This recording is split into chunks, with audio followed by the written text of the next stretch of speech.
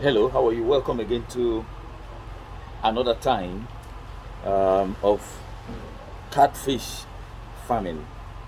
Today, I'm going to be handling the issue of um,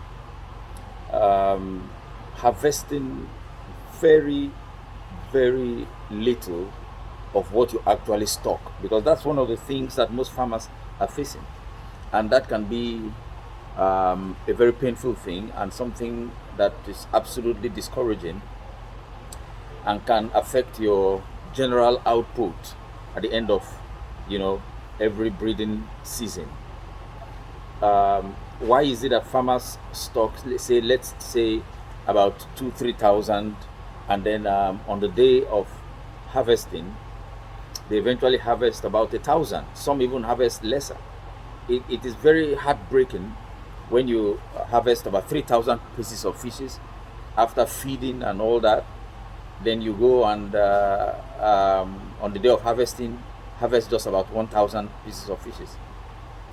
How can you get what you have invested, what you have put in terms of feed, um, you know, um, you know, money you use to keep power on, generators, plant, and all that? It's it's very bad indeed. Now, if somebody's talk about 3,000, it is expected that if you do not harvest a whole lot of 3,000, the whole lot of 3,000 you have stocked, at least you should be harvesting something close to about 2,000 um, pieces of fishes, 2005, 2006, 2007. But for crying out loud, not 1,000 or less than 1,000. Okay, so let's look at some of the things that can make you, um, during harvest, harvest very, very little of what you have stocked originally. I want to start from the genesis, from beginning, when you stock your fingerlings. If you stock your fingerlings, look at them properly, you discover that just in 1 week, there are some of your fingerlings that have grown 3 times the size of the rest of the others. That is what happens.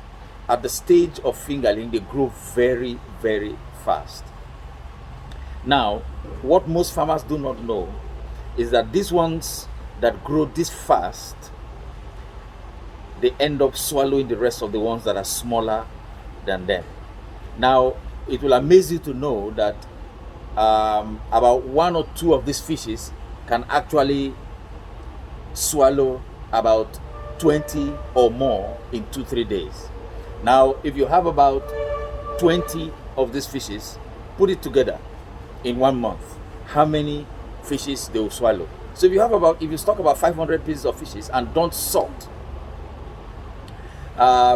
in 2 3 months, your 500 fishes can reduce to 200. You will be very shocked, but it happens. Okay. Now, the way, or one of the major ways to avoid this kind of swallowing that reduces your stock is that you must constantly be sorting. So sort out those ones that are quite bigger than the rest, put them in a separate tank, and then the ones that are small, put them in a separate tank. Okay, that is what you must keep doing as you have these ones that grow much bigger than others, because you keep having them.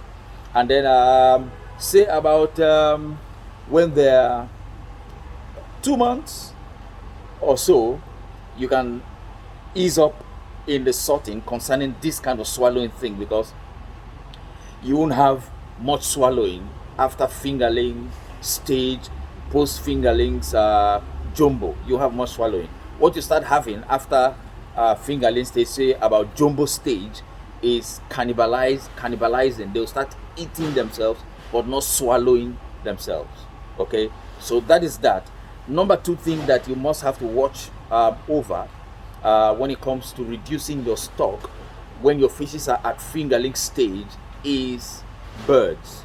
Birds that fly up there. These kingfisher birds, these birds that come to prey on little fishes, they're everywhere. Now, let me tell you something. Most farmers will think that this is not happening in my farm. But the truth is that it might be happening in your farm and you do not know. Reason is because these birds are very intelligent.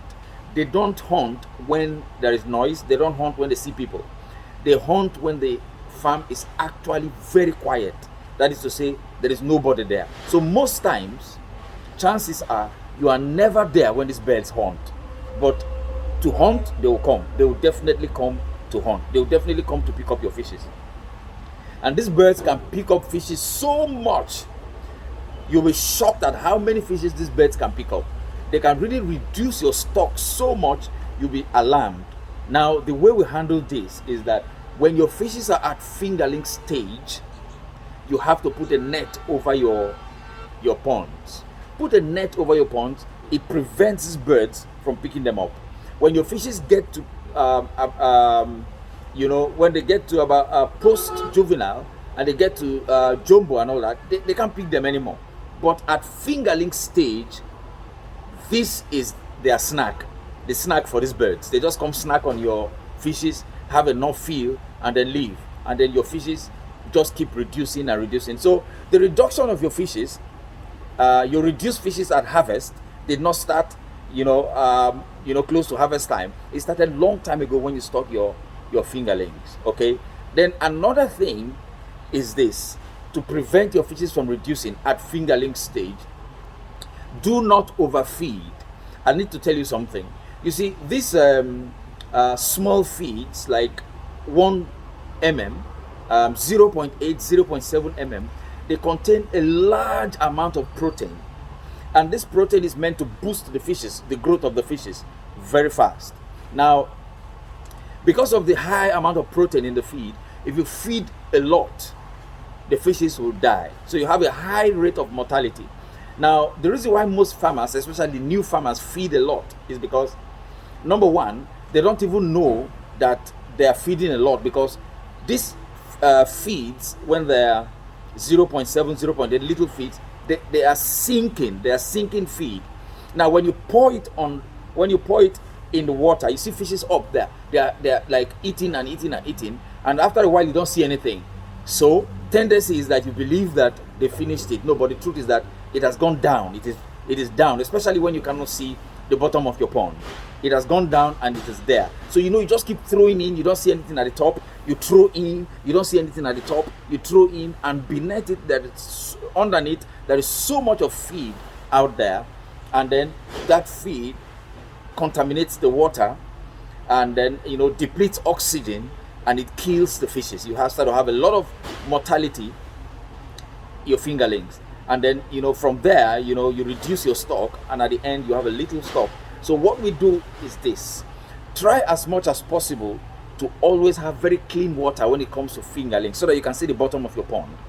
And then when you throw in feed, wait until your fishes eat, and then throw in a little. It's always a little, and then you stop. That's why for fingerling stage, we feed them about 3-4 times in a day. Little, stop.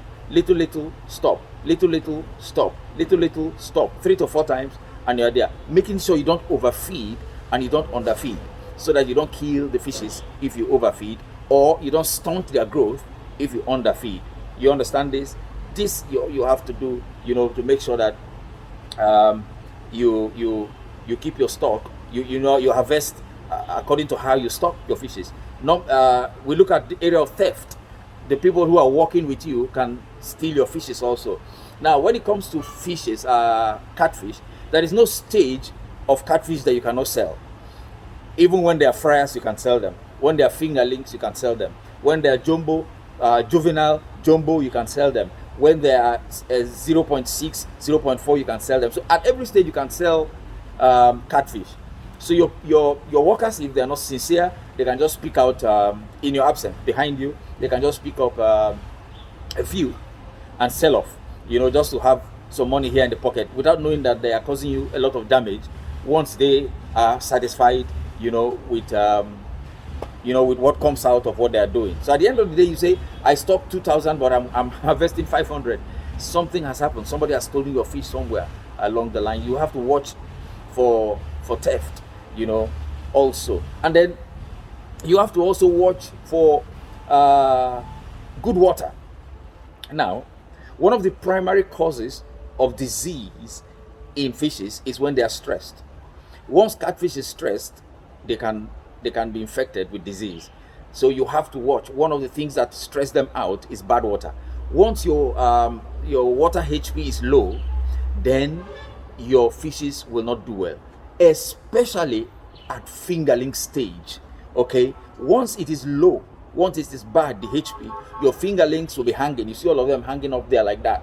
You know something is wrong, something is amiss, and then they will begin to die, from sickness, and then they get stressed out, and then they get stunted in their growth and things like that. So you stock about 2,000, you struggle and struggle and struggle. At the end of the day, you're harvesting at about 500, 700, or even less. It can be really frustrating. You have to check your water pH. If you're a farmer, you have to understand all these things. Now, look at this closely. This is called a water tester.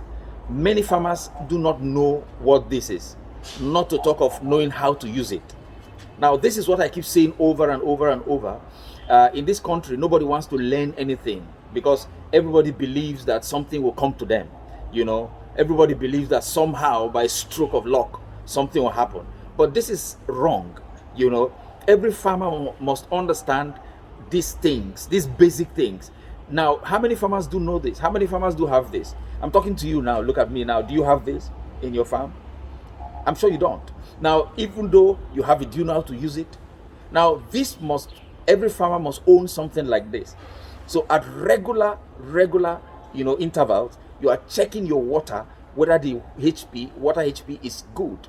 At least 6 point something is wonderful. If your water HP is 5 point something, okay, you can manage it.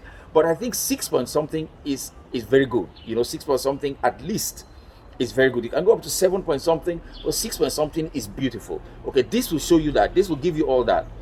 Now, if your water HP is bad, then it means that you have to do things like flushing your borehole.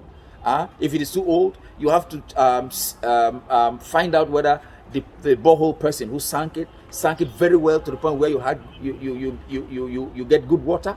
You have to also check whether your borehole is sunk close to maybe a septic tank, a sockaway pit, or a dirty place or stuff like that. You have to know all these things, and deal with them so that you can have good stocking. At the end of the day, you have a good harvest. Harvesting, if not the same amount you stock. Okay, when I say the same amount, because when you stock about 2,000, you have about 200 extra. So if you lose the 200, you harvest 2,000 at the end of the day. Now, if you look at all the things I've said and follow them, religiously, you discover that you'll be doing well in your farm. You stock, and then you harvest almost what you have stocked, and then make back your production cost. Get your capital back, and then get a little profit. So that is what it is for today. I hope this has benefited you. My name is Mr. Greg. Do not forget to subscribe to this YouTube channel so that subsequently, when I come up with clips like this, you'll be the first to profit from it. Thank you.